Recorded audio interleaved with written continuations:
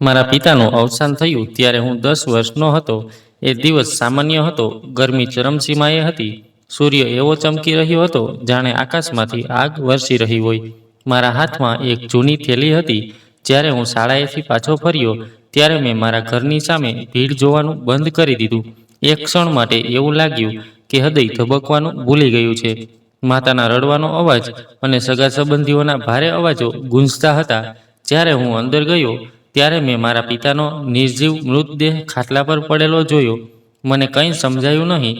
મને ફક્ત મારી માતાનો ચહેરો યાદ છે. આંખોમાં આંસુ અને ચહેરા પર એક પ્રશ્ન હતો, જાણે આખી દુનિયાનો અંત આવી ગયો હોય.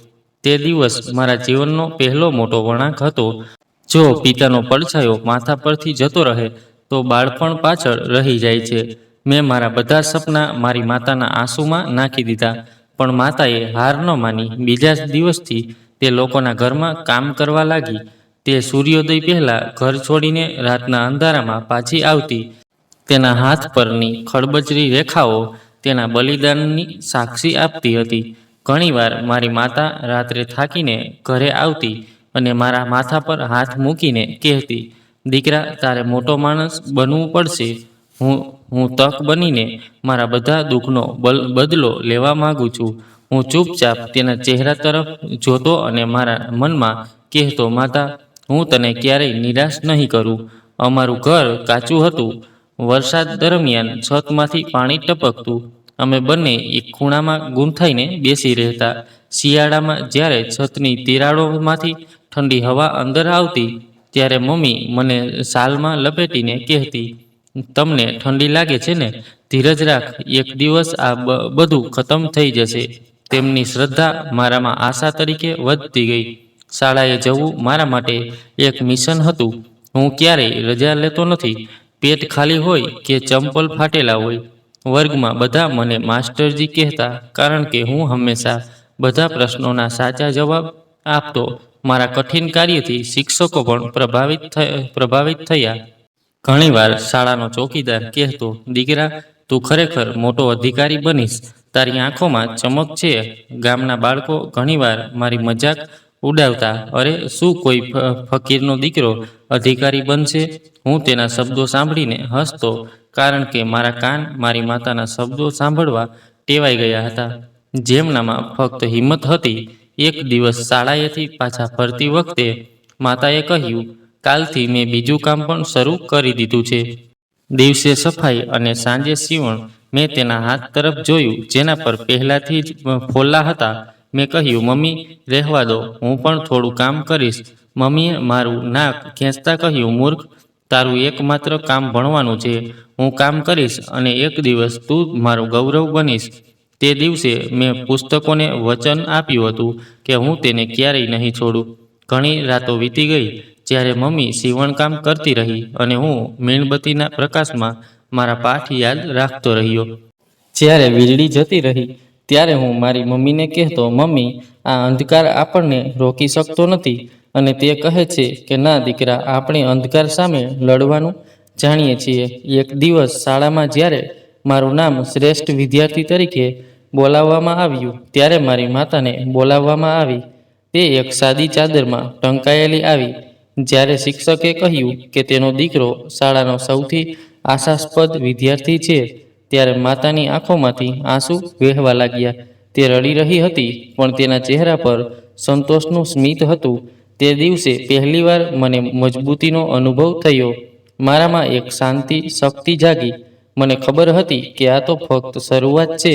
હજુ ઘણો લાંબો રસ્તો કાપવાનો છે. મેં મારી માતાને કહ્યું, માતા, હું વચન આપું છું કે એક દિવસ હું તમારા બધા દુઃખનો બદલો આપીશ. તેમણે મારા કપાળ પર ચુંબન કર્યું અને હું તે દિવસે સફેદ સાડીને બદલે રંગબેરંગી કપડાં પહેરીશ. તે ક્ષણ હતી જ્યારે મેં નક્કી કર્યું કે ગમે તે થાય, હું મારી માતાનું સ્વપ્ન પૂરું કરીશ. જ્યારે ધોરણ 8નું પરિણામ આવ્યું ત્યારે મેં આખી શાળામાં બીજો ક્રમ મેળવ્યો હતો.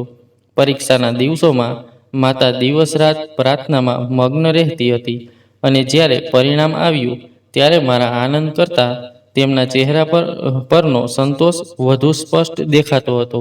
ગામથી 2 કિલોમીટર દૂર એકમાત્ર સરકારી હાઈસ્કૂલ હતી, જ્યાં આખા વિસ્તારની છોકરીઓ ભણવા આવતી. ઉનાળો હોય કે શિયાળો, હું દરરોજ પગપાળા શાળાએ જતો. શાળાનો રસ્તો કાચો હતો, ધૂળ ઉડતી હતી, વરસાદમાં કાદવ રહેતો હતો. પણ મારી હિંમત ક્યારેય ઓછી ન થઈ. જ્યારે હાઈસ્કૂલના પહેલા દિવસે મારો પરિચય થયો, ત્યારે એક શિક્ષકે મારું નામ સાંભળીને કહ્યું, અરે, આ એ જ બાળક છે જેને ધોરણ 8માં શિષ્યવૃત્તિ મળી હતી. આખા વર્ગે મારી સામે જોયું. કેટલાકની આંખોમાં રસ હતો, કેટલાક લોકોમાં ઈર્ષ્યા હતી, અને એક ચહેરો સ્પષ્ટપણે નફરતથી દેખાતો હતો. તે અર્જુન હતો, વિજય ચૌધરીનો પુત્ર. અર્જુન મારી બાજુની બેન્ચ પર બેસતો હતો. તે હંમેશા તેના પિતાની શક્તિ વિશે વાત કરતો, જાણે કે તે માનતો હતો કે તે દુનિયાની દરેક વસ્તુ બળજબરીથી મેળવી શકે છે. મારા પિતાએ એ જ શાળા પાછળની જમીન દાનમાં આપી હતી, નહીં તો આ શાળા ક્યાં બની હોત. તે ઘણીવાર કહેતો કે હું ચૂપ રહીશ કારણ કે મને ચર્ચામાં કોઈ રસ નહોતો. કદાચ તે એટલા માટે પણ હતું કારણ કે હું મારા શબ્દો કરતાં મારા કાર્યોમાં વધુ વિશ્વાસ રાખતો હતો. એક દિવસ વિજ્ઞાન શિક્ષકે એક પ્રશ્ન પૂછ્યો, પૃથ્વી સૂર્યની આસપાસ એક પરિક્રમા કેટલા દિવસમાં પૂર્ણ કરે છે? આખો વર્ગ મૌન હતો. મેં હાથ ઊંચો કર્યો. 365 દિવસ અને 6 કલાક, સાહેબ. શિક્ષકે માથું હલાવ્યું. શાબાશ, સાચું કહ્યું. અર્જુને મારી સામે આ અણગમો જોયો, જાણે મેં તેનું અપમાન કર્યું હોય. તે દિવસ પછી તે ઘણીવાર મારી સાથે છેડછાડ કરવાનો પ્રયાસ કરતો. ક્યારેક તે જાણી જોઈને મારો રસ્તો રોકતો, ક્યારેક તે મારી બેગ ધક્કો મારતો. મને ખબર હતી કે તેણે આવું કેમ કર્યું. તેને મારા આત્મસન્માનની નફરત હતી, મારી ક્ષમતાઓથી નહીં. તેને આશ્ચર્ય થતું હતું કે તાકાત વગરનો છોકરો એની બરાબરી કેવી રીતે કરી શકે. આ સમય દરમિયાન હું શાળાની દરેક પ્રવૃત્તિમાં ભાગ લેતો રહ્યો. મારું નામ ભાષણ સ્પર્ધાઓમાં આવતું. મને નિબંધ લેખન માટે પુરસ્કાર મળતા હતા. એક દિવસ પ્રિન્સિપાલે મને ફોન કરીને કહ્યું, દીકરા, અમે તારી મહેનત જોઈ શકીએ છીએ. અમે તને જિલ્લા સ્તરની સ્પર્ધામાં મોકલવાનું વિચારી રહ્યા છીએ. તે મારા માટે ગૌરવની ક્ષણ હતી. અર્જુન ત્યાં ઊભો રહીને બધું સાંભળી રહ્યો હતો. તેનો ચહેરો લાલ થઈ ગયો હતો, પણ તે કંઈ બોલી શક્યો નહીં. શાળાની બહાર પણ વાડેરાઓની શક્તિ વિશે ચર્ચા થતી હતી. ગામના વડીલો ઘણીવાર કહેતા હતા કે વિજય ચૌધરીએ બધું બદલાવી દીધું છે, તેની સામે કોઈ બોલી શકતું નથી. એક દિવસ ગામના એક વ્યક્તિનો બળદ વિજય ચૌધરીની જમીનમાં ઘૂસી ગયો. બીજા દિવસે બળદ ગાયબ હતો અને તે માણસના ચહેરા પર ઈજાના નિશાન હતા. બધા જાણતા હતા કે કોણે કર્યું, પણ કોઈ કંઈ કહી શક્યું નહીં. આ જ ગર્વ અર્જુનના વર્તમાનમાં પણ પ્રતિબિંબ થતો હતો. તે માનતો હતો કે જેના પિતા પ્રભાવશાળી હોય તેને નિયમો, શિષ્ટાચાર કે નૈતિકતાની પરવા કરવાની જરૂર નથી. પરંતુ મારો ઉછેર એવો નહોતો. મેં મારી માતા પાસેથી શીખ્યા કે સત્ય, ધીરજ અને મહેનત સામે કોઈ શક્તિ ટકી શકતી નથી. મારા જીવનની આગામી કસોટી હજુ આવવાની બાકી હતી. અર્જુનની ઈર્ષ્યા વધતી જતી હતી અને તેના પિતાની શક્તિ મારા સપનાના માર્ગમાં એક નવી દિવાલ બનવાની હતી. ધોરણ 9 પછી મારું સંપૂર્ણ ધ્યાન એક જ ધ્યેય પર હતું. મારે મેટ્રિક્યુલેશનમાં એવો ક્રમ પ્રાપ્ત કરવો છે કે આખા ગામને જવાબ મળે કે સાચી શક્તિ મનમાંથી આવે છે, જમીનમાંથી નહીં. દરરોજ દરેક રાત આ વિશે વિચારમાં વિતાવતો હતો. અર્જુન અને તેના જેવા બીજા છોકરાઓના ટોળા, શિક્ષકોનો છુપાયેલ પક્ષપાત, સંપૂર્ણ દ્રષ્ટિ અને સુવિધાઓનો અભાવ, મેં આ બધાને મારું પ્રેરક બળ બનાવ્યું. મેટ્રિકની પરીક્ષા સરળ નહોતી, પણ મેં જે વાંચ્યું હતું તે મને ખૂબ સારી રીતે યાદ હતું. દરેક પેપર પછી મને સંતોષ થતો હતો કે મેં મારા શ્રેષ્ઠ પ્રયાસ કર્યા છે. પરીક્ષા પૂરી થઈ ત્યારે એવું લાગ્યું કે જાણે મારા આખા શરીર પરથી બોજ ઉતરી ગયો હોય. ગામમાં દરેક જગ્યાએ પરિણામની ચિંતા હતી, ખાસ કરીને અમારી શાળામાં. મેં આગામી 2 મહિના મારી માતા સાથે ઘરે વિતાવ્યા. તે મને દરરોજ આશીર્વાદ આપતી અને હું દરરોજ શિક્ષણ બોર્ડની વેબસાઇટ પર પરિણામની તારીખ તપાસતો. પછી એક દિવસ તે સવાર આવી. આચાર્યએ પોતે મને ફોન કર્યો. અભિનંદન દીકરા, તું બોર્ડમાં ટોપર રહ્યો છે. આખા જિલ્લામાં પહેલું સ્થાન મેળવ્યું છે. હું થોડીવાર ચૂપ રહ્યો. હૃદય જોરથી ધબકવા લાગ્યું. મેં ફોન રાખ્યો અને મારી માતાને કહ્યું. તે પ્રણામ કરીને પડી ગઈ. 2 દિવસ પછી મને શાળા તરફથી જાણ કરવામાં આવી કે મને બોર્ડ તરફથી 1 લાખ રૂપિયાનું ઇનામ અને શિલ્ડ મળશે, જે વાર્ષિક પુરસ્કાર સમારોહમાં આપવામાં આવશે. આ ઉપરાંત કોલેજ શિષ્યવૃત્તિ પણ કન્ફર્મ કરવામાં આવી હતી. મેં મનમાં નક્કી કર્યું કે હવે હું શહેરમાં જઈને અભ્યાસ કરીશ.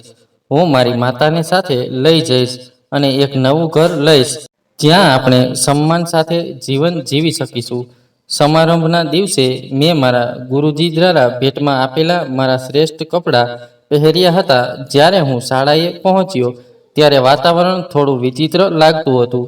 મને સ્ટેજની પાછળ બેસાડવામાં આવ્યો, જ્યાં અન્ય બાળકોના માતા પિતા પણ બેઠા હતા. અર્જુન ક્યાંય દેખાતો ન હતો, પરંતુ તેનો નાનો ભાઈ તેજસ પહેલી હરોળમાં બેઠો હતો. નવા કપડાં પહેરીને અને વાળ સારી રીતે કંપીને, જાણે તે કોઈ હીરો હોય.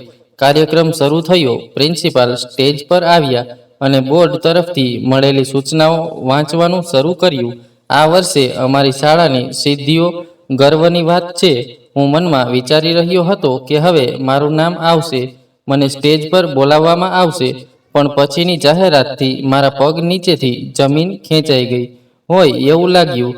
અમારા હોનહાર વિદ્યાર્થી તેજસ ચૌધરીએ શાળાનું નામ રોશન કર્યું છે અને બોર્ડ તરફથી 1 લાખ રૂપિયાનું ઇનામ અને શિલ્ડ મેળવ્યો છે.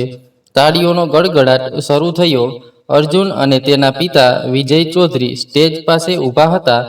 શિલ્ડ આપતી વખતે આશ્ચર્યએ કહ્યું, આ આપણા ગામનું ગૌરવ છે. મારા કાનમાં અવાજ ગુંજી રહ્યો હતો. હું શાંતિથી બેઠો હતો, જાણે કોઈ સ્વપ્ન તૂટી ગયું હોય. મેં યજમાનને પૂછ્યું, સાહેબ, મારું નામ કેમ લેવામાં આવ્યું નહીં? તેમણે ધીમેથી કહ્યું, ઉપરથી સૂચનાઓ આવી છે, આપણે કંઈ કરી શકતા નથી. જ્યારે કાર્યક્રમ સમાપ્ત થયો ત્યારે બધા બાળકો તેમના ઇનામો સાથે તેમના ફોટા પાડી રહ્યા હતા.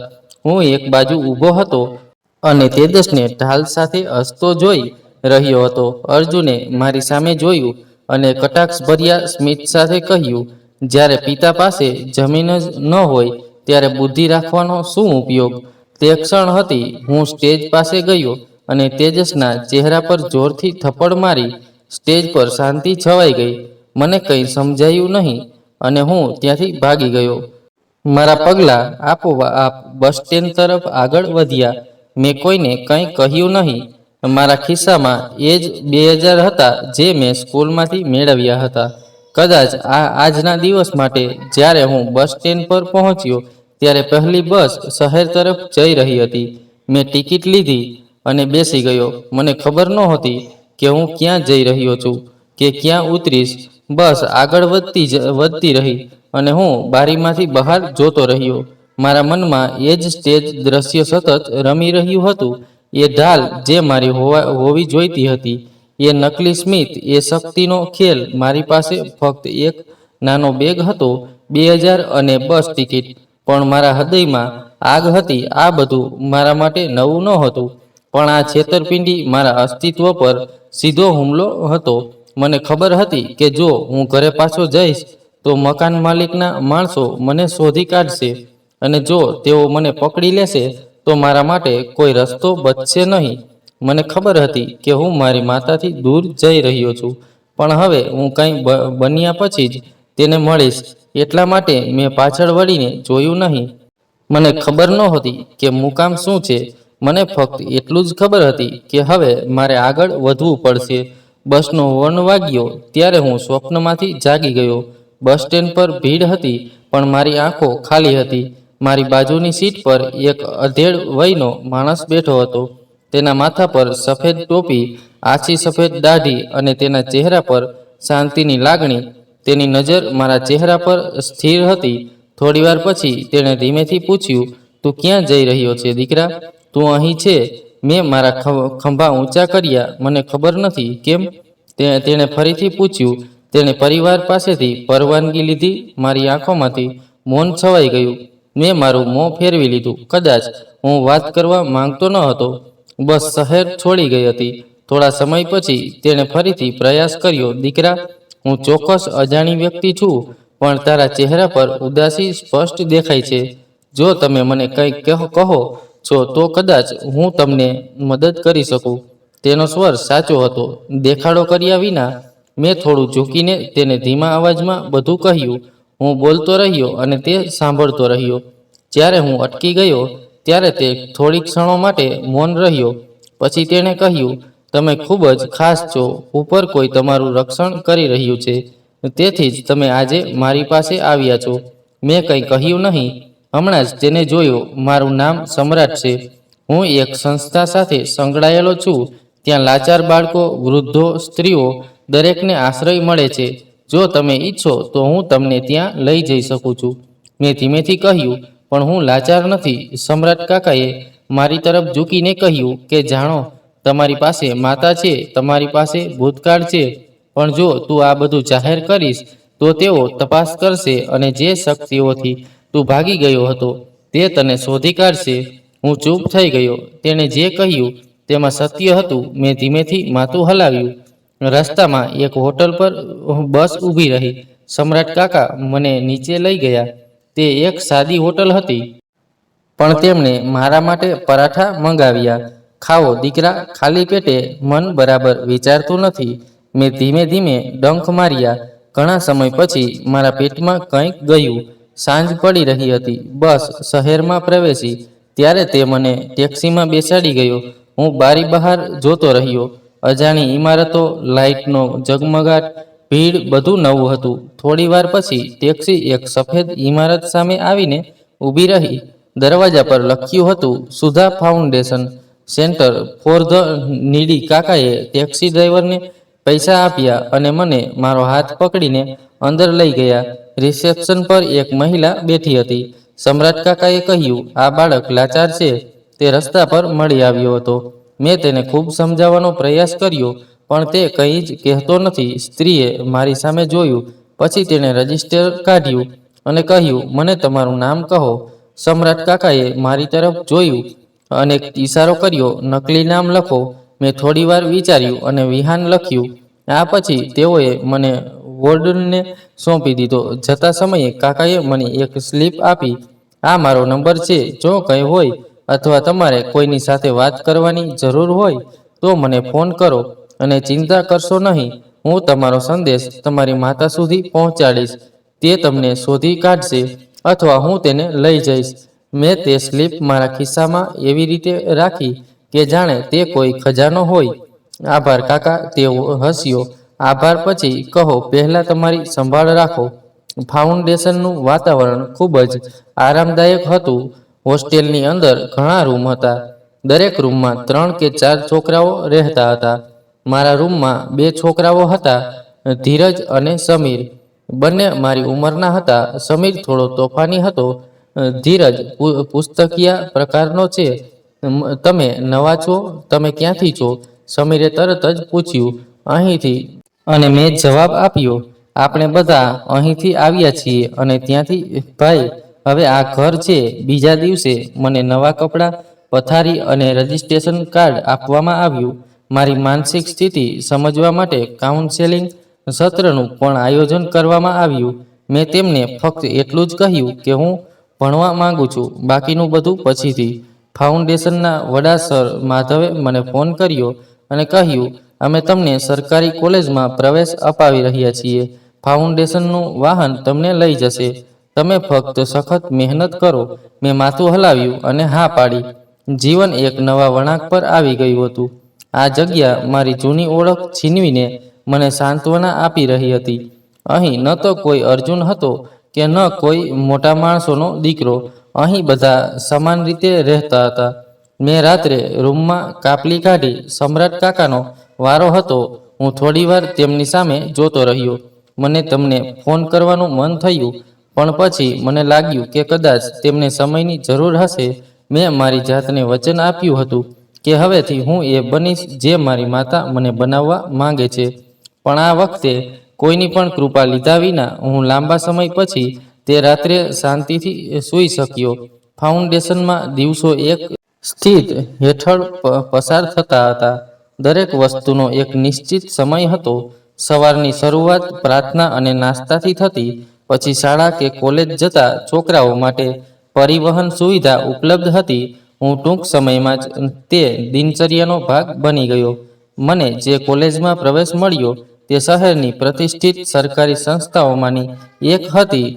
અહીં આવવું મારા માટે એક સ્વપ્ન જેવું હતું, કારણ કે પહેલીવાર હું એવા વર્ગખંડમાં બેસવાનો હતો જ્યાં સંસાધનોની કોઈ અછત નહોતી. હું કોલેજના પહેલા જ દિવસે બલવીરને મળ્યો હતો.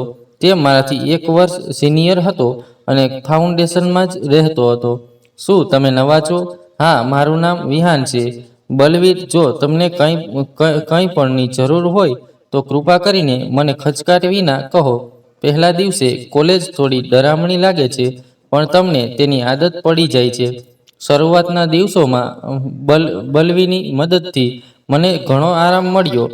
જ્યારે ક્લાસ શરૂ થયો ત્યારે મને સમજાયું કે અહીં સ્પર્ધા ખૂબ જ મુશ્કેલ છે, પણ મને તેનો સામનો કરવાની મજા આવવા લાગી.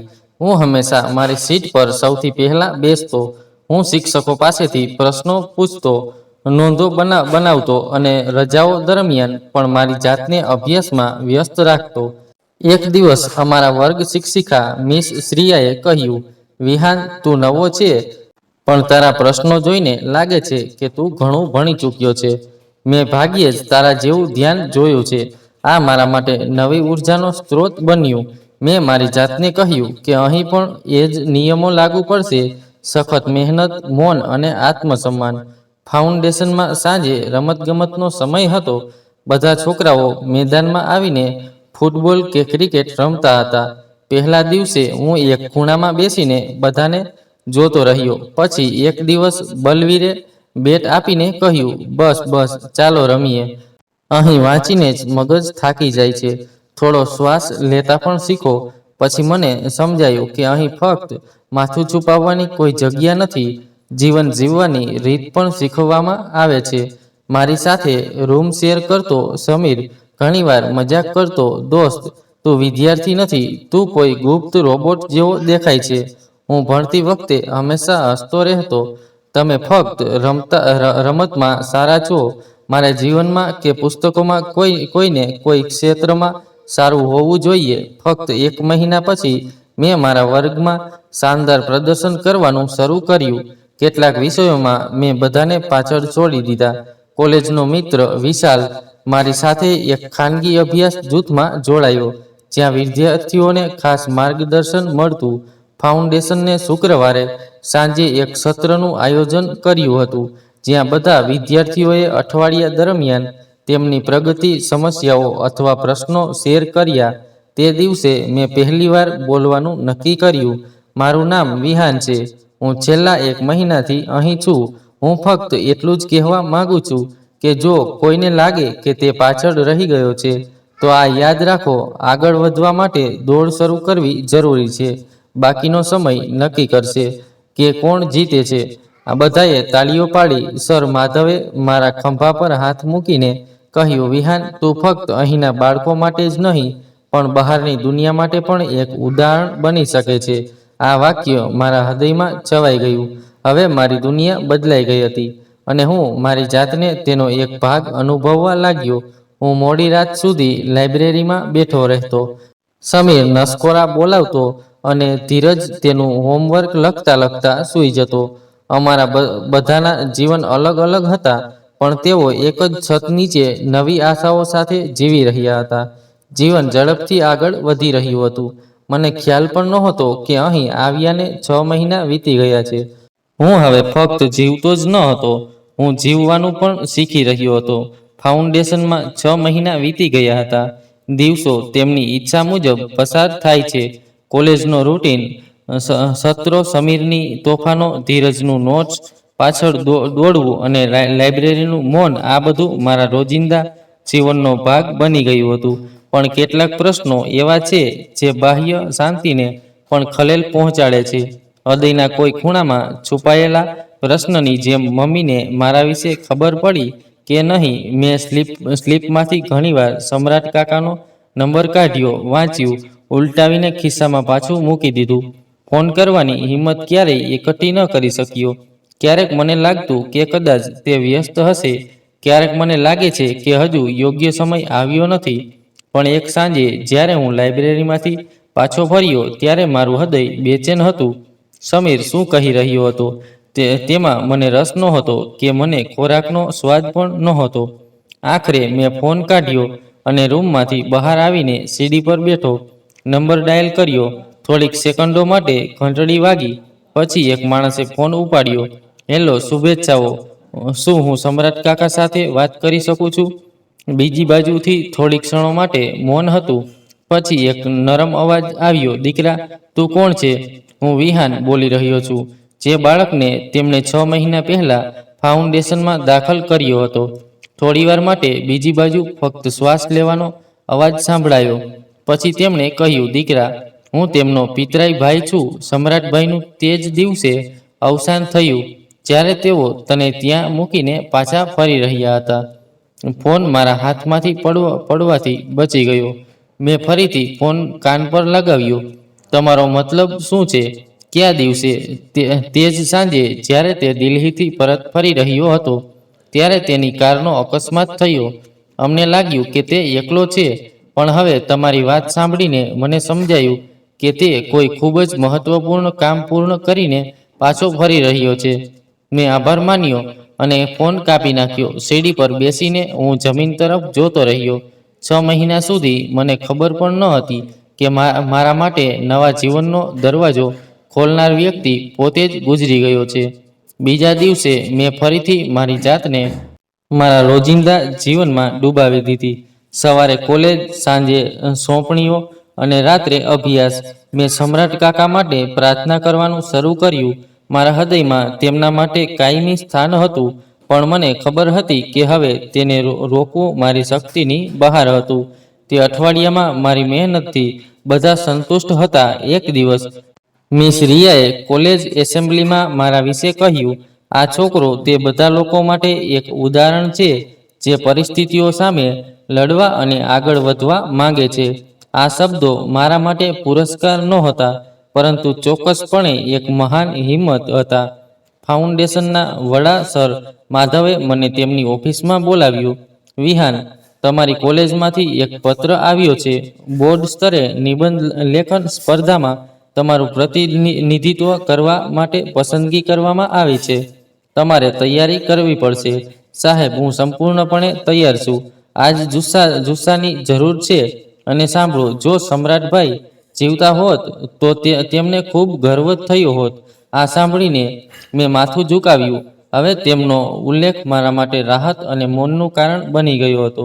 મેં નિબંધ લેખન માટે વિષય પસંદ કર્યો. હિંમત સંજોગો કરતાં મોટી છે. આ એ જ વાક્ય હતું જે તે દિવસે જ્યારે તેમણે મને પહેલીવાર બસમાં જોયો ત્યારે સમ્રાટ અંકલની આંખોમાં દેખાતું હતું. આ સ્પર્ધા મુંબઈમાં હતી. આટલા મોટા હોલમાં હજારો બાળકો વચ્ચે હું પહેલીવાર બેઠો હતો. જ્યારે માઇક પર મારું નામ બોલાયું ત્યારે મારું હૃદય જોરથી ધબકવા લાગ્યું. હું સ્ટેજ પર ગયો અને નિબંધ વાંચ્યો. થોડીવાર માટે શાંતિ રહી. પછી તાળીઓનો ગડગડાટ ગુંજી ઉઠ્યો. મારા પાછા ફરતા બધાએ ફાઉન્ડેશનમાં મારું સ્વાગત કર્યું. સર માધવે મને ગળે લગાવ્યો અને કહ્યું, દીકરા, તું ફક્ત અહીં જ નહીં પણ આખા શહેર માટે આશા બની ગયો છે. મેં વિચાર્યું કે જો સમ્રાટ કાકા અહીં હોત તો કદાચ તેમણે પણ આવું જ કહ્યું હોત. શાબાશ દીકરા. સમીર રૂમમાં આવ્યો અને મજાકમાં બોલ્યો, હવે આપણે પણ તારો ઓટોગ્રાફ લેવો પડશે. ધીરજ બોલ્યો, ભાઈ, આટલું બધું ઉડાન ના ભર, નહીંતર તું પંખા સાથે અથડાઈશ. અમે ત્રણેય હસી પડ્યા. જીવન આગળ વધી રહ્યું હતું. મેં મારા દુઃખને મારી અંદર દબાવી દીધું અને મારી માતાને આપેલા વચન તરફ મારી જાતને વાળી. એક રાત્રે લાઇબ્રેરીમાં બેસીને મેં મારી ડાયરી કાઢી. મેં તેમાં એક નવું પાનું ખોલ્યું અને ઉપર લખ્યું, આભાર સમ્રાટ કાકા, હું એવી વ્યક્તિ બનીશ જેના પર તમને ગર્વ થશે. પછી કલમ બંધ થઈ ગઈ, પણ હિંમત નહીં, કારણ કે હવે મને ખબર હતી કે ભલે કેટલાક લોકો શારીરિક રીતે આપણી સાથે ન હોય, તેમનો પ્રભાવ આપણા માર્ગને ઉજ્જવળ બનાવે છે. 3 વર્ષનો સંઘર્ષ અને તે જ સમયે સિવિલ સર્વિસ પરીક્ષા માટે સતત તૈયારી કરવી સરળ નહોતી. ફાઉન્ડેશનની બીજી છોકરીઓ હવે મને સર કહેવા લાગી હતી. કેટલીક મજાકમાં તો કેટલીક આદરપૂર્વક. મેં તેમના મજાક સહન કર્યા અને તેમને મદદ પણ કરી. એક દિવસ સર માધવે કહ્યું કે તમારા જેવા વિહાન વિદ્યાર્થીઓ ફાઉન્ડેશનનું ગૌરવ છે. જ્યારે તમે સિવિલ સર્વિસ પરીક્ષા પાસ કરશો ત્યારે અમારું બોર્ડ તમારો ફોટો મૂકશે અને કહેશે કે આ તે છે જે અહીંથી ઉડાન ભરી ગયો. મેં હસતા હસતા કહ્યું, સાહેબ, ઉડવા માટે પાંખો પૂરતી છે, બસ હવામાન મને સાથ આપે. સિવિલ સર્વિસ પરીક્ષાનો સમય આવી ગયો. હું સંપૂર્ણ તૈયારીમાં હતો. પ્રશ્નપત્રો સરળ નહોતા, પણ દરેક વિષયમાં મારી મહેનત દેખાતી હતી. પરીક્ષા દરમિયાન ફાઉન્ડેશનની આખી ટીમ મારા માટે પ્રાર્થના કરી રહી હતી. સમીર મજાકમાં કહેતો હતો કે મિત્ર વિહાન, જો તું પાસ થઈશ તો અમે તારી પરીક્ષામાં જોડાઈશું. ના ભાઈ, હું તારા માટે ખાસ દરવાજો રાખીશ. જ્યારે તું ઈચ્છે ત્યારે આવજે. મેં હસીને જવાબ આપ્યો. પરીક્ષા પછીના મહિનાઓ રાહ જોવામાં પસાર થયા. મેં મારી જાતને અભ્યાસમાં વ્યસ્ત રાખ્યો જેથી મને ચિંતા ન થાય. અને પછી એ દિવસ આવ્યો જેની હું વર્ષોથી રાહ જોઈ રહ્યો હતો. સિવિલ સર્વિસની પરીક્ષાનું પરિણામ જાહેર થવાનું હતું. હું કોમ્પ્યુટર સામે બેઠો હતો. હાથ ધ્રુજી રહ્યા હતા. હૃદય જોર જોરથી ધબકતું હતું. સ્ક્રોલ કરતી વખતે મારો નંબર દેખાયો ત્યારે એક ક્ષણ માટે હું સ્તબ્ધ થઈ ગયો. મારી આંખો ઝાંખી થઈ ગઈ.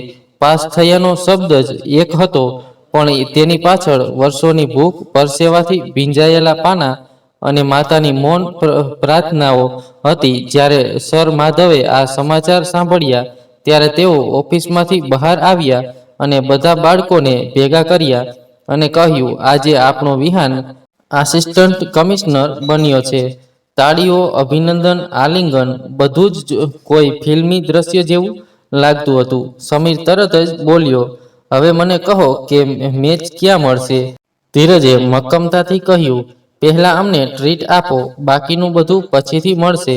જ્યારે મને મારા હાથમાં નિમણૂક પત્ર અને પોસ્ટિંગ પત્ર મળ્યો ત્યારે પહેલી નજરે મને કંઈ ખાસ લાગ્યું નહીં, પરંતુ જિલ્લાનું નામ સાંભળતાની સાથે જ મારું હૃદય જોરથી ધબકવા લાગ્યું. આ એ જ વિસ્તાર હતો જ્યાં મારું ગામ હતું, એ જ જગ્યા જ્યાં મારું બાળપણ પાછું માટીમાં ફરી ગયું. તે પુસ્તકોમાં સચવાયું હતું અને સપનામાં ઢળ્યું હતું. હવે હું સરકારી વાહનમાં ત્યાં જઈ રહ્યો હતો. એક અધિકારી તરીકે ડ્રાઈવરે પાછળ ફરીને પૂછ્યું, સાહેબ, શું તમે પણ ગામ તરફ જવા માંગો છો?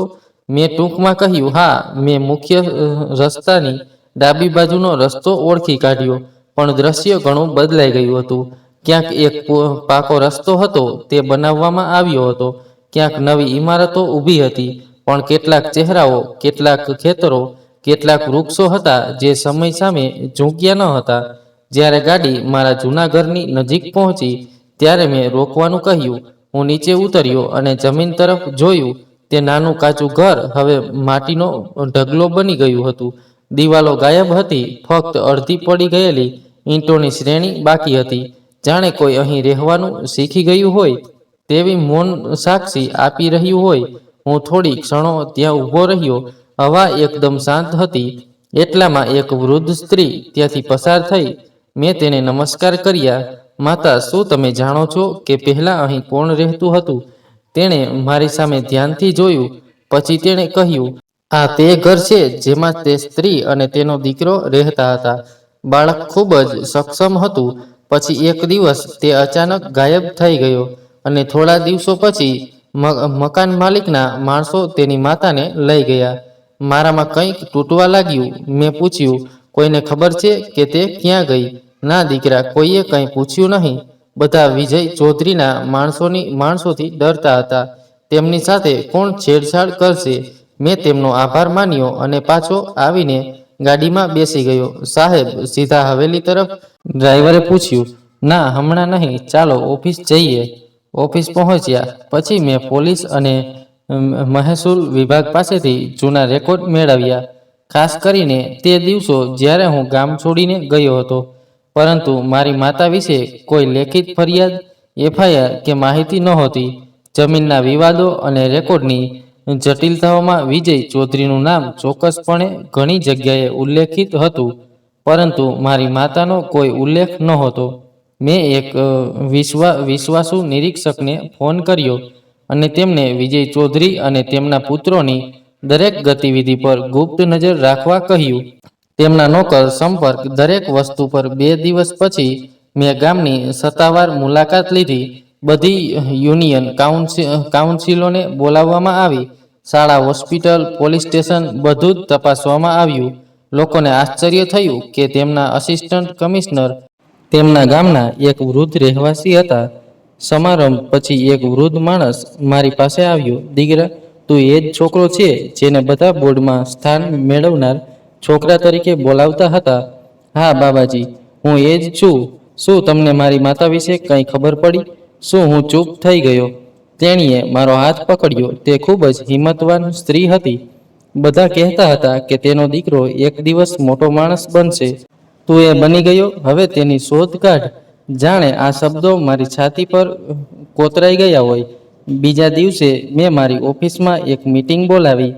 આ જિલ્લાના દરેક નાગરિકની સુરક્ષા માટે અમે જવાબદાર છીએ, પણ મારા માટે એક વ્યક્તિગત કાર્ય પણ છે. 5 વર્ષ પહેલા એક મહિલાનું તેના ઘરમાંથી બળજબરીથી અપહરણ કરવામાં આવ્યું હતું. આપણે તેને શોધવી પડશે. તેનું નામ ફાઇલમાં રહેશે નહીં. દરેક મૂક સાક્ષીની મદદથી તેને શોધી કાઢવી પડશે. કોઈએ કોઈ પ્રશ્ન પૂછ્યો નહીં. બધાએ માથું હલાવ્યું. મારા માટે હવે તે ફક્ત મારી માતાની શોધ નહોતી, તે સિસ્ટમની કસોટી હતી જેમાં હું ન્યાય મેળવવા માંગતો હતો. આ સમય દરમિયાન વિજય ચૌધરીનું નામ ધીમે ધીમે પ્રકાશમાં આવવા લાગ્યું. કેટલાક સ્થાનિક પત્રકારોએ જૂના સમાચાર ખોદવાનું શરૂ કર્યું. જમીનનો પર કબજો, નકલી દસ્તાવેજો, ગરીબોને ધમકાવવા, બધું જ એક ફાઇલમાં સંકલિત કરવામાં આવી રહ્યું હતું. મને ખબર હતી કે મારી માતા પણ તેમાંથી એક હતી, પણ જ્યાં સુધી મને પુરાવા ન મળ્યા ત્યાં સુધી હું તે શક્તિ સામે સીધો લડી શક્યો નહીં. સાંજે હું ફરીથી તે કાદવના ઢગલા પાસે ગયો. કેટલાક બાળકો રમી રહ્યા હતા. એક છોકરો મારી પાસે આવી, કાકા, આ તમારું ઘર છે ને? હા, એકવાર હતું. મારી દાદી કહે છે, એક દિવસ અહીં એક બાળક હતું જે સ્ટાર બની ગયું. હું હસ્યો અને તે બાળક હવે પાછું આવ્યું તેની માતાને તે શોધવા માટે. હું ઓફિસમાં બેઠો હતો. હું દરરોજ તે ફાઇલ ખોલતો હતો જે અત્યાર સુધી ખાલી હતી. તેમાં મારી માતાનું નામ નહોતું. કોઈ ઘટના પણ નોંધાઈ ન હતી, પણ તે ફાઇલ મારા માટે સૌથી મહત્વપૂર્ણ બની ગઈ હતી. એક દિવસ મેં નક્કી કર્યું, હવે મારે સત્ય ઉજાગર કરવું પડશે. મેં ગાડી તૈયાર કરી, પોલીસ ફોર્સને મારી સાથે લીધી અને વિજય ચૌધરીની હવેલી તરફ રવાના થયો. જ્યારે અમે હવેલીની બહાર પહોંચ્યા ત્યારે અંદર હંગામો થયો.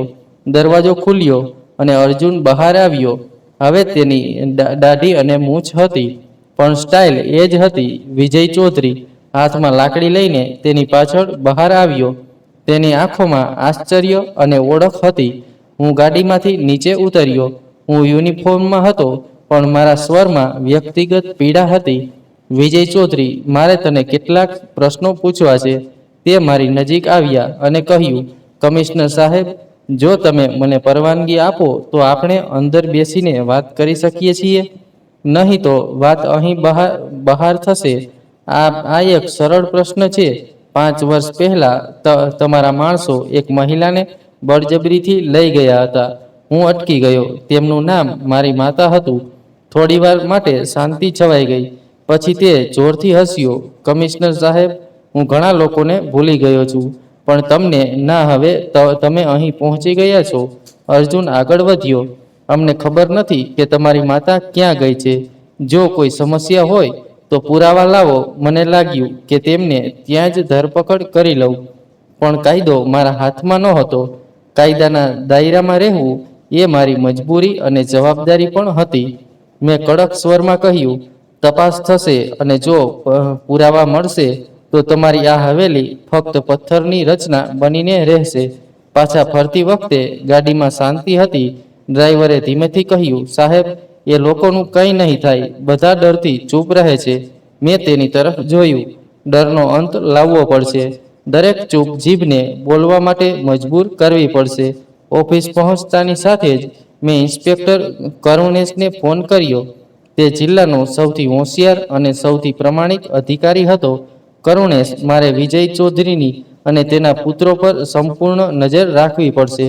નોકરો, મિત્રો, મહેમાનો, ફોન કોલ્સ બધું જ, પણ મને એવા પુરાવાની જરૂર છે જે કોર્ટમાં રજૂ કરી શકાય. કરુણેશે માથું હલાવ્યું. સાહેબ, ચેતન નામનો એક નોકર છે. તે ખૂબ જ વૃદ્ધ છે. તે બધું જાણે છે. તેને મનાવી શકાય છે. મેં ફાઇલ ખોલી. કામ શરૂ કરો. આગામી થોડા દિવસોમાં વિજય ચૌધરીના દેખરેખ હેઠળનો વિસ્તાર વધારવામાં આવ્યો. ફોન કોલ્સ રેકોર્ડ થવા લાગ્યા. સાદા કપડામાં પોલીસ કર્મીઓ હવેલીની આસપાસ તૈનાત કરવામાં આવ્યા. હું પોતે દરરોજ રિપોર્ટ જોતો હતો, પરંતુ અત્યાર સુધી કંઈ નોંધપાત્ર મળ્યું નથી. એક દિવસ ઇન્સ્પેક્ટર કરુણેશને જાણ કરી, સાહેબ, ચૈતને પૈસા લીધા છે. વાતચીત થઈ છે. તે કંઈક કહેવા તૈયાર છે, પણ તેને રક્ષણની જરૂર છે. તેને સાક્ષી તરીકે રક્ષણ આપો. અને તે જે કંઈ જાણે છે તે રેકોર્ડ કરો. સાહેબ, તેણે કહ્યું છે કે તમારે તે જાતે સાંભળવું જોઈએ. આ મામલો તમારા માટે વ્યક્તિગત છે. તે જ રાત્રે હું ચેતનને એક ગુપ્ત જગ્યાએ મળ્યો. તે ધ્રુજી રહ્યો હતો, પણ તેની આંખોમાં શરમ હતી. સાહેબ, હું બધું જાણું છું. તે સ્ત્રી, તમારી માતા, છેલ્લા 5 વર્ષથી કેદ છે. સાંકોડોમાં, ક્યારેક હવેલીના પાછળના રૂમમાં, ક્યારેક ફાર્મ હાઉસના ભોંયરામાં. મારું હૃદય ધ્રુજતું હતું, પણ મેં મારી જાતને કાબૂમાં રાખી. કેમ? કારણ કે તે મારી માતા હતી. અર્જુનને ડર હતો કે તું પાછો આવીશ અને તેની હાજરી તારી હિંમતને બળ આપશે. એટલા માટે તેણે તેને છુપાવી રાખી. તે અત્યારે ક્યાં છે? તે અત્યારે ફાર્મ હાઉસમાં હતી, પણ ગયા અઠવાડિયે જગ્યા બદલાઈ ગઈ. અર્જુન કહે છે હવે શું શક્તિશાળી બની ગયો છે, એટલે જ તે તેને ક્યારેય સામે નહીં લાવે. મેં ઇન્સ્પેક્ટર તરફ જોયું. આ બધું રેકોર્ડ થઈ રહ્યું છે ને? હા સાહેબ. બીજા દિવસે મને કોર્ટ તરફથી ગુપ્ત વોરંટ મળ્યા. ફાર્મ હાઉસ પર દરોડા પાડવાની તૈયારીઓ શરૂ થઈ ગઈ. મને ખબર હતી કે તે સરળ નહીં હોય. આ રમત હવે ફક્ત સત્તા વિશે નહીં, પણ પુરાવા વિશે હતી. તે જ સાંજે મને માહિતી મળી, સાહેબ, વાહનો લાવી ફાર્મ હાઉસે છે. કદાચ કંઈક છુપાવવામાં આવી રહ્યું છે. તેમને રોકો. બધું રેકોર્ડ કરો. જ્યારે અમે ફાર્મ હાઉસ પહોંચ્યા, ભોંયરામાં દરવાજો ખુલ્લો હતો. અંદર એક ખાલી ઓરડો હતો. સાંકળોના નિશાન, કેટલાક જૂના કપડાં, એક ચાદર. હું શાંતિથી ઊભો રહ્યો. ઇન્સ્પેક્ટરે કહ્યું, સાહેબ, એવું લાગે છે કે અમને મૂર્ખ બનાવવામાં આવ્યા છે. મેં કહ્યું, આ રમત હજી પૂરી થઈ નથી. સત્યની શોધ હવે વધુ ઊંડી થશે. હું પહેલા પગલામાં સફળ રહ્યો, પણ મુકામ હજુ બાકી હતો. હું ફાર્મ હાઉસના ખાલી ભોંયરામાં ઊભો હતો. હું દિવાલ પર ખાલીના નિશાન જોઈ રહ્યો હતો. માટીમાં સાંકળોના કાપ હજુ તાજા હતા. ચાદરનો ખૂણો લોહીથી રંગાયેલો હતો. કદાચ કોઈ જૂની ઈજાનું નિશાન. મારી સાથે રહેલા ઇન્સ્પેક્ટર ધવલ ચૂપ હતા, જાણે શબ્દો તે પ્રસંગ માટે નબળા પડી ગયા હોય. મેં ભોંયરાના દરેક ખૂણામાં તપાસ કરી. કંઈ બચ્યું નહીં. ન તો કોઈ વ્યક્તિ કે ન તો કોઈ નિશાન. જાણે કે તેણીને પહેલાથી જ ખબર હતી કે આપણે આવી રહ્યા છીએ. કોઈએ અમને ક્યારે જાણ કરી? ધવલે ધીમેથી કહ્યું, એવું લાગે છે કે તે દરેક પગલા પહેલા આપણા ઈરાદાઓ જાણે છે. મેં પણ ગુસ્સામાં મારી મુઠ્ઠી ભીંસી લીધી. અંદરથી માહિતી લીક થઈ રહી છે. આ સિસ્ટમમાં ક્યાંક છટકબારી છે. ફોરેન્સિક ટીમને બોલાવવામાં આવી. ફોટા, નિશાન, કપડાં બધું જ જપ્ત કરવામાં આવ્યું. પણ આ બધા ફક્ત નિશાનીઓ હતા, પુરાવા નહોતા. અમને માતાના અસ્તિત્વનો કોઈ કાનૂની પુરાવો મળી શક્યો નહીં. બીજા દિવસે ઓફિસમાં એક બેઠક બોલાવવામાં આવી. પોલીસ, ગુપ્તચર વિભાગ અને મહેસૂલ વિભાગના તમામ વિભાગોના પ્રતિનિધિઓ હાજર હતા. મુદ્દો એ હતો કે અમે એક એવી મહિલાને શોધી રહ્યા છીએ જે એક શક્તિશાળી પુરુષની કસ્ટડીમાં હતી. અમારી પાસે કેટલાક સાક્ષીઓ અને કેટલાક આંશિક પુરાવા પણ છે, પરંતુ વારંવાર કામગીરીમાં નિષ્ફળતા સરકારની પ્રતિષ્ઠા પર પ્રશ્નો ઊભા કરી શકે છે. બધાએ સંમતિ આપી કે દેખરેખ કડક કરવામાં આવશે. સાંજે મેં ચેતનને ફરીથી ફોન કર્યો. તે બધું ભેગું કરીને આટલી ઝડપથી ગાયબ થઈ જાય તે કેવી રીતે શક્ય છે? ચેતને જવાબ આપ્યો, સાહેબ, તેઓ વધુ પૂર્વ આયોજિત રાખે છે. 3 જગ્યાએ જેલ છે. જ્યારે એક જગ્યાએ ભય હોય છે, ત્યારે તેને તરત જ બીજી જગ્યાએ મોકલી દેવામાં આવે છે. હવે તેને ક્યાંય લઈ જવામાં આવી છે મને ખબર નથી સાહેબ, પણ છોટે ચૌધરીનો એક નોકર વાત કરે છે.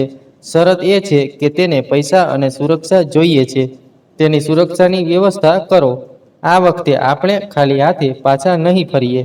મેં બીજા દિવસે મીડિયાનો પણ સંપર્ક કર્યો, પણ કોઈ સમાચારમાં માતાનો ઉલ્લેખ થઈ શક્યો નહીં. ફક્ત એટલું જ કહેવામાં આવ્યું હતું કે જિલ્લા વહીવટી તંત્ર માનવ અધિકારોના ગંભીર ઉલ્લંઘનો પર કાર્યવાહી કરી રહ્યું છે. આનાથી વધુ કહેવું કાયદેસર રીતે યોગ્ય નથી. ત્યાં કોઈ નહોતું. ઘણા દિવસો વીતી ગયા. માતાનો કોઈ પતો લાગ્યો નહીં. ફાર્મ હાઉસ પર ફરીથી દરોડા પાડવા માટે કોર્ટ પાસેથી પરવાનગી લેવામાં આવી, પણ વિજય ચૌધરીએ પહેલેથી જ નવો સ્ટે ઓર્ડર મેળવી લીધો હતો. હવે તે મુક્તપણે રમવા લાગ્યો હતો. વિસ્તારના 2 પત્રકારોને ધમકી આપવામાં આવી હતી. અમારી અરજી તૈયાર કરનાર વકીલ પર ખોટા કેસમાં કેસ દાખલ કરવામાં આવ્યો હતો. હું ઓફિસમાં બેઠો હતો, જૂની ફાઇલો વાંચી રહ્યો હતો, ત્યારે ઇન્સ્પેક્ટર ધવલ અંદર આવ્યા. સાહેબ, ચેતને જે માણસોને ઉલ્લેખ કર્યો હતો તે મળી ગયો છે. તેનું નામ સુધીર છે. તે પહેલા હવેલીની પાછળ કામ કરતો હતો. તે ક્યાં છે? તે નીચે બેઠો છે. તે ડરી ગયો છે. તેને ઉપર મોકલી દો. સુધીર અંદર આવ્યો. કપડાં કાદવથી ઢંકાયેલા હતા. તેની આંખો નીચે હતી. તેનો અવાજ ધ્રુજતો હતો. સાહેબ, મેં પોતે તે સ્ત્રીને જોઈ છે. ગયા મહિને તેને ફાર્મ હાઉસની પાછળ એક કારમાં બેસાડી દેવામાં આવી હતી. તે ચીસો પાડી રહી હતી. તે સાંકળોમાં બંધાયેલી હતી. શું તમે તેનો ચહેરો જોયો? હા સાહેબ, તેનો જૂનો દુપટ્ટો ઉડતો હતો, પણ મને તેનો ચહેરો યાદ આવ્યો. તમારી જુબાની નોંધાવવામાં આવશે. સાહેબ, મારી પત્ની અને બાળકો છે. મારા જીવનને જોખમ છે. તમને સંપૂર્ણ સુરક્ષા આપવામાં આવશે. હવે એક છેલ્લી વાર મને વાત કહો, તે અત્યારે ક્યાં છે? એવું કહેવાય છે કે તેને શહેરની નજીકના જંગલમાં એક નવા વેરહાઉસના ભોંયરામાં છુપાયેલો છે. તે જગ્યા ખૂબ જ ગુપ્ત છે. તે જ રાત્રે ગુપ્તચર ટીમે પુષ્ટિ કરી કે તે જગ્યા સબ ઇન્સ્પેક્ટરના નિયંત્રણ હેઠળ છે અને ત્યાં દિવસ રાત સુરક્ષા તૈનાત છે, પણ તે કોઈ બીજા નામે નોંધાયેલું છે. તેથી ઔપચારિક કાર્યવાહી સરળ નથી. મેં એક યોજના તૈયાર કરી. આ વખતે દરોડા ફક્ત કાયદેસર જ નહીં, પણ ગુપ્ત પણ હશે. પોલીસનો ગણવેશ નહીં, સામાન્ય કપડાં નહીં. રાત્રે સંપૂર્ણ શાંતિ. બીજા દિવસે ટીમ તૈયાર હતી. 8 સંપૂર્ણ તાલીમ પામેલા સભ્યો. સુધીર પણ તેની સાથે હતો, જેથી તે સ્થળની પુષ્ટિ કરી શકે. પણ તે જ સમયે સમાચાર આવ્યા. સાહેબ, સબ ઇન્સ્પેક્ટર શહેરની બહાર ગયા છે અને તેમના લોકો ફાર્મ હાઉસમાં ફરી સક્રિય થઈ ગયા છે.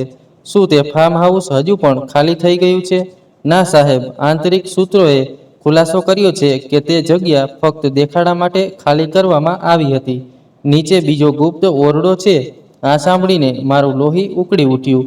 આપણે આજે રાત્રે ત્યાં જઈશું અને આ વખતે જમીન ખોદીને રાખીશું, પણ ખાલી હાથે પાછા નહીં ફરીએ. આ વખતે હૃદયમાં દ્રઢ નિશ્ચય અને ગુસ્સો હતો. જુલમનો પડદો ફાડવાનો હતો. હવે હું તેનો લાંબા સમય સુધી છુપાવી શક્યો નહીં. માતા, હું આવી રહ્યો છું. જંગલની નજીક ફાર્મ હાઉસ ખોદવા, દેખરેખ રાખવા અને અઠવાડિયાની મહેનત છતાં કોઈ નિર્ણાયક સફળતા મળી નહીં. ઘણા દરોડા પાડવામાં આવ્યા. ઘણી જગ્યાએ જોવા મળી, પણ દર વખતે કાં તો ખાલી રૂમ મળી અથવા આવા પુરાવા કોર્ટમાં ટકી શકતા ન હતા. હું દિવસ રાત ઓફિસ મીટિંગ્સ અને ગુપ્તચર અહેવાલોમાં વ્યસ્ત રહેતો હતો, પણ પરિણામ શૂન્ય હતું. એક દિવસ બપોરે મારી ઓફિસમાં એક સાદો પરબીડિયું મળ્યું, જેના પર ફક્ત એક જ લીટી લખેલી હતી. આ પત્ર વર્ષોથી જેલમાં બંધ વ્યક્તિ માટે ન્યાય તરફનું પહેલું પગલું છે. મેં પરબીડિયું ખોલ્યું. અંદર એક પત્ર અને એક નાનું મેમરી કાર્ડ હતું. પત્ર સ્પષ્ટ હિન્દીમાં લખાયેલો હતો. કદાચ કોઈ શિક્ષિત છોકરી દ્વારા.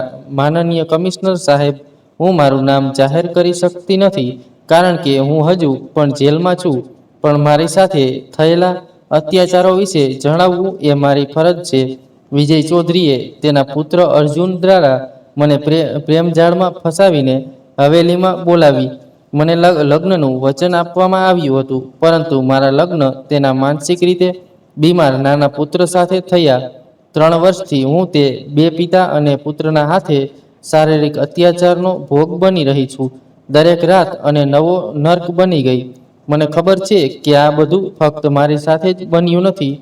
બીજી એક સ્ત્રી પણ એ જ હવેલીમાં કેદ છે. સાંકળોમાં મૌન પણ જીવંત. તેના વિશે બધું જ એ જ મેમરી કાર્ડમાં છે. જો ન્યાય જીવંત હશે તો આ પહેલું પગલું હશે. કૃપા કરીને વિલંબ કરશો નહીં. એક બંદીવાન આત્મા. મેં તરત જ લેપટોપમાં ફક્ત મેમરી કાર્ડ દાખલ કર્યું. ફાઇલો ખુલવા લાગી. વિડીયો, ઓડિયો ક્લિપ્સ, ફોટા, બધું સ્પષ્ટ હતું. એક વિડીયોમાં અર્જુન એક મહિલા પર હિંસા કરતો જોવા મળ્યો હતો. બીજા વિડીયોમાં વિજય ચૌધરી એક યુવાન છોકરીને ધમકી આપી રહ્યો હતો. તેમના ચહેરા, અવાજ બધું સ્પષ્ટ હતું. મેં તરત જ પોલીસ કમિશનરને ફોન કર્યો. સાહેબ, મારી પાસે પુરાવા છે. હવેલીમાં જાતીય સતામણી, બળજબરીથી લગ્ન અને ગેરકાયદેસર કેદના નક્કર પુરાવા. કમિશનરને ફાઇલ જોઈ, વિડીયો જોયા અને તરત જ કહ્યું, દરોડાની કાર્યવાહીનો આદેશ આપવામાં આવી રહ્યો છે. આ વખતે કોઈને પણ છોડવામાં આવશે નહીં. બીજા દિવસે સવારે 5:30 વાગ્યે ટીમ તૈયાર હતી. હવેલીને ચારે બાજુથી ઘેરી લેવામાં આવી હતી. મુખ્ય દરવાજો તોડ્યા પછી પહેલા અંદરના રૂમોની તપાસ કરવામાં આવી. તે સમયે અર્જુન એક રૂમમાં એક છોકરી સાથે હતો, નશાની હાલતમાં. છોકરીની હાલત ખૂબ જ ખરાબ હતી. અર્જુનની તાત્કાલિક ધરપકડ કરવામાં આવી. તે વિરોધ કરવા ગયો. હું તેમ કરતો રહ્યો, પણ ધરપકડ પૂર્ણ થઈ ગઈ. વિજય ચૌધરી બીજા રૂમમાં સોફા પર બેઠો હતો, જાણે કે તે પહેલેથી જ બધું જાણતો હોય. મારા વકીલને બોલાવો. આ બધું રાજકારણ છે. મેં તેની તરફ જોયું અને કહ્યું, આ રાજકારણ નથી, આ ન્યાય છે. વિજય ચૌધરી અને અર્જુન બંનેને હાથકડી લગાવવામાં આવી હતી. હવેલીની સંપૂર્ણ શોધખોળ શરૂ થઈ. સ્ટોર રૂમના પાછળના ભાગમાં એક નાનો દરવાજો મળી આવ્યો, જે બંધ હતો. દરવાજો તૂટેલો હતો. નીચે સીડીઓ હતી. ભોંયરામાં અંધારું હતું, પરંતુ ટોર્ચલાઇટમાં દિવાલો પર સાંકળના નિશાન, સ્ક્રેચ અને જૂના કપડાં દેખાયા. એક સ્ત્રી અર્ધ બેભાન અવસ્થામાં ખૂણામાં બેઠી હતી. ચહેરો નિસ્તેજ છે. આંખો નીચે કાળા કુંડાળા હતા, પણ ચહેરો પરિચિત લાગતો હતો. હું આગળ વધ્યો. મમ્મી. તેણે આંખો ખોલવાનો પ્રયાસ કર્યો, પણ ઓળખાણના કોઈ ચિહ્નો નહોતા. મહિલા. પોલીસે તરત જ તેને ઉપાડ્યા અને એમ્બ્યુલન્સમાં ખસેડ્યા. જ્યારે હું બહાર આવ્યો ત્યારે મીડિયા પહેલેથી જ એકઠું થઈ ગયું હતું. કેમેરા, માઇક્રોફોન, પ્રશ્નોનો ગુંજાર. સાહેબ, શું આ એ જ કેસ છે જેના પર તમે ઘણા દિવસોથી કામ કરી રહ્યા હતા? હા, અને આ તો શરૂઆત છે. પોલીસે એક નિવેદન બહાર પાડ્યું. જિલ્લા વહીવટી તંત્રે એક સફળ કાર્યવાહીમાં વિજય ચૌધરી અને તેમના પુત્રને કસ્ટડીમાં લીધા છે. હવેલીમાંથી એક છોકરીને બચાવી લેવામાં આવી છે અને અન્ય પુરાવાઓના આધારે નવા તથ્યો બહાર આવ્યા છે. સાંજે હું હોસ્પિટલમાં ગયો અને મારી માતાને મળી. તે હજુ પણ મૌન હતી. યાદ પાછી આવી ન હતી, પણ તે જ જીવિત હતી. મેં તેનો હાથ પકડી રાખ્યો. માતા, હું હવે આવ્યો છું. હવે કોઈ તમને કેદ કરી શકશે નહીં. તે જ ક્ષણે મને લાગ્યું કે આ પહેલો પ્રકાશ હતો જેની હું વર્ષોથી રાહ જોઈ રહ્યો હતો. જુલમનો પડદો ફાટી ગયો હતો. હવે ન્યાયનું કિરણ પૂર્ણ પ્રકાશમાં ફેલાવવાનું હતું. હોસ્પિટલના વોર્ડ નંબર 7ની બારીમાંથી સવારનો પ્રકાશ અંદર આવી રહ્યો હતો. માતા પલંગ પર શાંતિથી સૂતી હતી.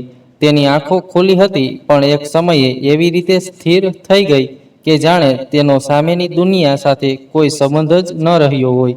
હું દરરોજ તેની સાથે જઈને બેસતો. હું તેનો હાથ પકડીને વાત કરીશ, પણ તેના ચહેરા પર કોઈ પ્રતિક્રિયા નહીં હોય. ડૉક્ટરે કહ્યું કે માનસિક આઘાત ખૂબ ઊંડો છે. વર્ષોની કેદ, શારીરિક ત્રાસ, મૌન અને એકલતાએ મન પર ભારે અસર કરી છે. તેમાં સમય લાગશે, પણ મને આશા છે કે તમે નિયમિતપણે સંપર્કમાં રહેશો. પરિચિત ચહેરાઓ, અવાજો, જૂની યાદો, આ બધું યાદોને પાછી લાવવામાં મદદ કરશે. બાળપણમાં તે મને જે કહેતી હતી તે હું તેને દરરોજ કેવી રીતે કહી શકું? મમ્મી, તમને તે દિવસ યાદ છે જ્યારે છત ટપકી હતી અને અમે બંને એક ખૂણામાં ગૂંથાઈને બેઠા હતા? કોઈ જવાબ નથી, પણ હું હાર માનતો નથી. તું કહેતી હતી કે એક દિવસ મારો દીકરો મોટો ઓફિસર બનશે. એ દિવસ આવી ગયો છે. માતા જફર ચૌધરી અને તેના દીકરા સામેનો કેસ કોર્ટમાં હતો. બધા પુરાવા, વિડીયો, સાક્ષીઓ, છોકરીની જુબાનીએ કેસને મજબૂત બનાવ્યો.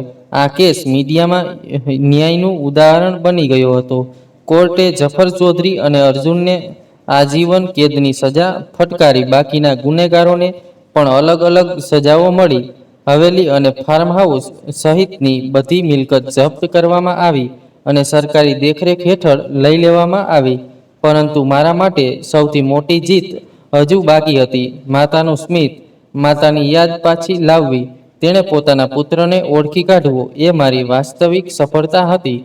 ડૉક્ટરે સૂચન કર્યું કે માતાને માનસિક હોસ્પિટલમાં ખાસ વોર્ડમાં ખસેડવામાં આવે, જ્યાં તેમનું સતત નિરીક્ષણ કરી શકાય. મેં તરત જ પરવાનગી આપી દીધી. ત્યાંનું વાતાવરણ શાંતિપૂર્ણ હતું. માનસિક સારવાર, ઉપચાર સત્રો બધું જ ગોઠવાયેલું હતું.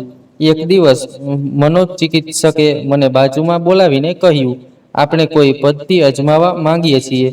જો હવે આપણે માતાને તેના જૂના સ્થળોએ લઈ જઈએ, તેના જીવન સાથે ભાવનાત્મક રીતે જોડાયેલા દ્રશ્યો બતાવવાથી તેની યાદશક્તિમાં વધારો થઈ શકે છે. મેં કહ્યું કે હું તૈયાર છું. બીજા અઠવાડિયે માતાને ખાસ પરવાનગીથી ગાડીમાં બેસાડવામાં આવી. તે ચૂપ હતી, પણ તેની આંખો ચોક્કસ બારીમાંથી બહાર જોઈ રહી હતી. મેં ગાડી કાદવના ઢગલા પાસે રોકી, જ્યાં અમારું જૂનું માટીનું ઘર હતું. માતા, જુઓ, આ એ જ જગ્યા છે જ્યાં તમે મારા માટે આખો દિવસ સખત મહેનત કરી હતી. આ એ છત હતી જેની નીચે અમે વરસાદથી પોતાને બચાવતા હતા. મેં મારા ખિસ્સામાંથી જૂનો રૂમાલ કાઢ્યો, જે મેં તેના માટે પહેલીવાર ખરીદ્યો હતો અને જે હું વર્ષોથી સાચવી રહ્યો હતો. તને યાદ છે મમ્મી, મેં આ રૂમાલ મારા સ્કૂલના શિષ્યવૃત્તિમાંથી તારા માટે લાવ્યો હતો. અચાનક તેના હાથમાં હલનચલન થઈ. મારી આંખોમાં આંસુ વહેવા લાગ્યા. હોઠ થોડા હલ્યા. દીકરા, હું ચોંકી ગયો અને તેના ચહેરા તરફ ઝૂકી ગયો. માતા, તમે મને ઓળખી શક્યા? મારો ચહેરો પકડીને તેણે કહ્યું, તમે મારા વિહાન છો ને? મારા શબ્દો મારા ગળામાં અટવાઈ ગયા. મેં તેના કપાળ પર ચુંબન કર્યું. હા માતા, હું તમારો વિહાન છું. હોસ્પિટલમાં પાછા ફર્યા પછી તેની સારવાર ચાલુ રહી, પણ હવે તે ખાલી આંખોવાળી મૌન સ્ત્રી રહી નથી. હવે તે વાતો કરતી હતી. તે મને ઓળખતી હતી અને દરરોજ મને ઘણા આશીર્વાદ આપતી હતી. થોડા અઠવાડિયા પછી તેની તબિયતમાં ઘણો સુધારો થયો.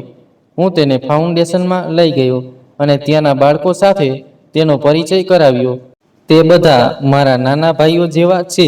માતા, જેમ તમે મને ઉછેર્યો, હવે હું તેમને મદદ કરું છું. માતાએ હસતા હસતા કહ્યું, તમે એવું બધું કર્યું જેની મેં ક્યારેય કલ્પના પણ નહોતી કરી. તમે મારી આશા નથી, તમે મારી જીત છો. વિહાન, હું તેના પગ પાસે બેઠો. હવે આપણે બીજે ક્યાંય જવું પડશે. શહેરમાં તારા માટે મેં જે ઘર ખરીદ્યું છે ત્યાં કોઈ સબ ઇન્સ્પેક્ટર નથી કે કોઈ ભય નથી. ત્યાં ફક્ત શાંતિ અને આરામ છે.